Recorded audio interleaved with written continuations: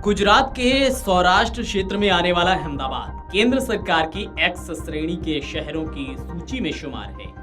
महंगा शहर है, लोगों की दिनचर्या में एक संयमित भागदौड़ देखी जाती है, यानी घर से दफ्तर या दुकान, इस रिश्ते को ही ज्यादातर लोग तवज्जो देते हैं। ऐसे में तो उनकी राजनीतिक सक्रियता भी कम हो जाती है। जिन लोगों को अपने काम से थोड़ी बहुत फुर्सत मिलती है वो घूमने निकल जाते हैं।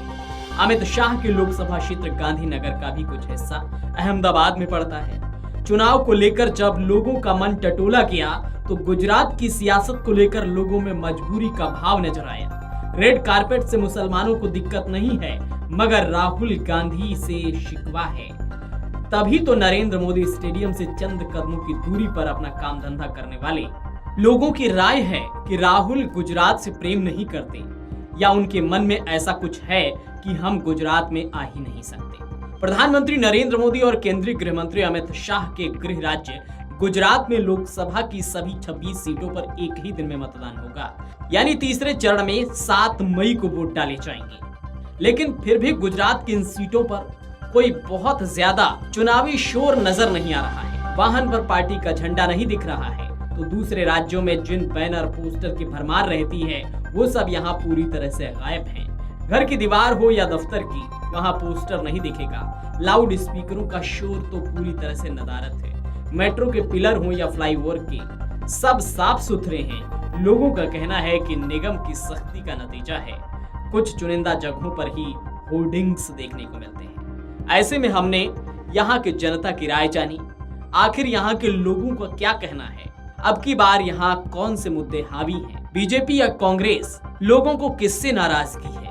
हमने कई लोगों की राय जानी, तो आइए सुनवाते हैं जी। हर इंसान को, हर मजहब के इंसान को हर मजहब का एहतराम करना चाहिए और एक दूसरे के मजहब की इज्जत करनी चाहिए। तो क्या ये जो चुनाव में बयानबाजी कुछ इस तरीके की हो रही हैं जिससे चुनाव को कुछ दो समुदायों के विशेष उसमें बनाने का प्रयास होता है, तो उसको कैसा देखते हैं आप लोग? उसको क्या देखते हैं, और दूरी बढ़ती जाती है। लोगों के दिमाग में ऐसा होता है कि भाई बीजेपी है मुस्लिम के खिलाफ है और कांग्रेस है मुस्लिम की है, लेकिन हम तो किसी को नहीं मानते। हम तो क्या है भाई, हमको सुकून से हिंदुस्तान में हम हिंदुस्तानी हैं और हमको रहना चाहिए। लेकिन इस तरीके की बयानबाजी से आप ये मानते हैं कि चुनाव में जो इस तरीके की बयानबाजी होती है वो दिलों में दूरी बढ़ाती है, आपका ये कहना है? तो इसका इलेक्शन पर कुछ फर्क पड़ता है?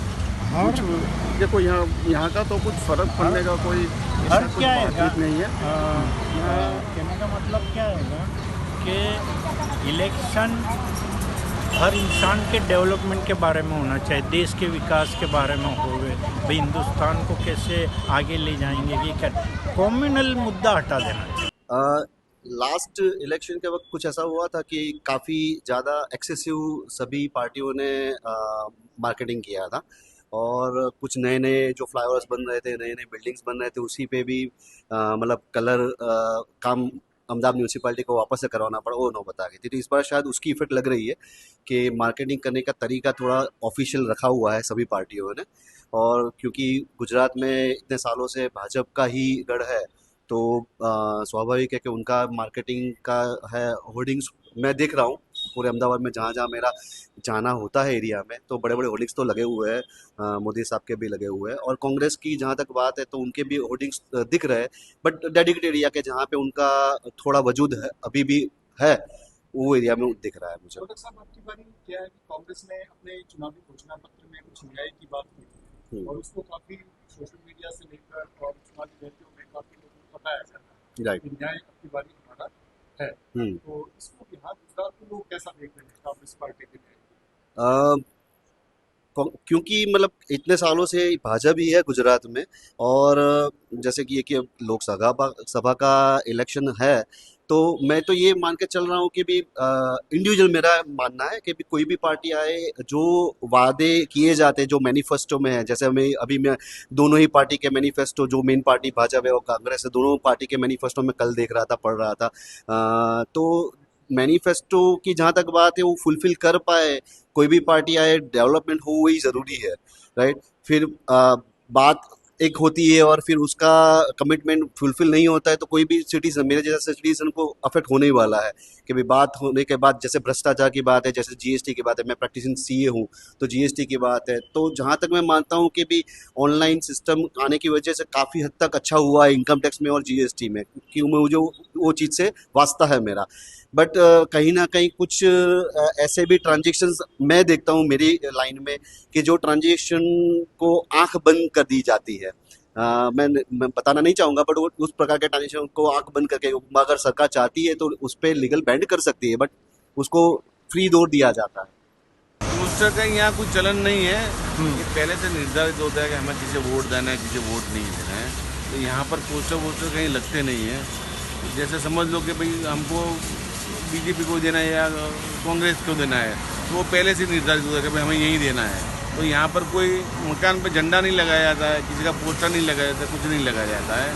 यही बस चलता रहता है। जैसे हम यंग जनरेशन चेंज मांगती है तो वो अपने हिसाब से वोट देती है, और जो पुराने जनरेशन होती है वो पहले से होते बोले कांग्रेस तो कांग्रेस, लेकिन अभी पढ़ा लिखा होता है या टीवी में कोई किसी ने देख लिया तो वो लोग थोड़ा चेंज मांगते हैं। अच्छा, यहाँ पर अब की बारी आम आदमी पार्टी भी आई थी विधानसभा चुनाव में, तो आम आदमी पार्टी का क्या देख रहे हैं आप? उनका कैंडिडेट तो है नहीं लोकसभा में, तो उसका वोट किस साइड शिफ्ट होगा? आम आदमी का, हाँ, आम आदमी का ज़्यादातर शिफ्ट होगा सर बीजेपी में। कैसे?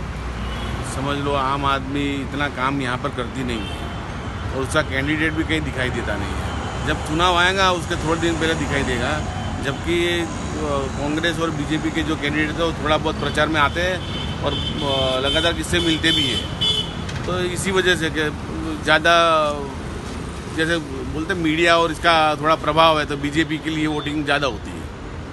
ये दुकान के ऊपर बैठे हुए हैं, हमारे आजू बाजू में भी सब हिंदू भी है, सब है। हमारे को तो कोई फर्क पड़ता नहीं है, हमारे उनके साथ भी रिलेशन अच्छा है। आज 75 बरस हम दुकान चला रहे हैं, बाकी हमारे कस्टमर ज़्यादातर सब हिंदू है, मगर वो चलता है, वो लेके जाते हैं हमारे पास से। ऐसा भी नहीं है कि आम पब्लिक में ऐसा कुछ दिखता नहीं है हमारे को। लेकिन चुनाव में दूरी बढ़ जाती है ऐसे और चुनाव के अंदर अमुक एक तबके को ऐसा लेके नहीं ये लोग काम कर लेते, बाकी ऐसा कोई फर्क नहीं पड़ता, कुछ है। यानी हमारे आम पब्लिक के अंदर हमारा ऐसा कुछ हमको दिखता नहीं है कि हमको इसमें कुछ ऐसा फर्क पड़ता हो तो उससे ऐसा लगे कि भैया मुसलमान है कि इसके पास से नहीं जाना, कि इसके पास नहीं, ऐसा कुछ नहीं। कांग्रेस ने अभी तक कहीं पे, हम सिटी में रहते हैं वहाँ पे भी हमने प्रचार नहीं देखा है कांग्रेस का। ऐसा क्यों? कांग्रेस पता नहीं, कांग्रेस ने ऐसा लगता है पहले से ही हार मान ली है। जैसे मोदी जी ने कहा है कि 400 इस बार 400 पार, तो उनको ऐसा लग रहा है कि हम जीतेंगे ही नहीं। उनको राहुल गांधी जी ने जो पहले जो भारत जोड़ो यात्रा जो निकाली थी, तब भी उन लोगों ने यहाँ पर गुजरात में एंट्री नहीं ली, और इस बार भी गुजरात में एंट्री नहीं ली। ये लोग बाहर के स्टेटों में ही ज़्यादा फोकस कर रहे हैं। या तो राहुल गांधी जी को ऐसा है कि गुजरात से प्रेम नहीं है, या तो उनको मन में ऐसा है कि हम यहाँ गुजरात में आ ही नहीं सकते। अगर आप ये वीडियो YouTube पर देख रहे हैं तो हमारे चैनल को सब्सक्राइब करें और बेल आइकन को दबाना ना भूलें। अगर आप Facebook पर ये वीडियो देख रहे हैं तो हमारे पेज को लाइक करें।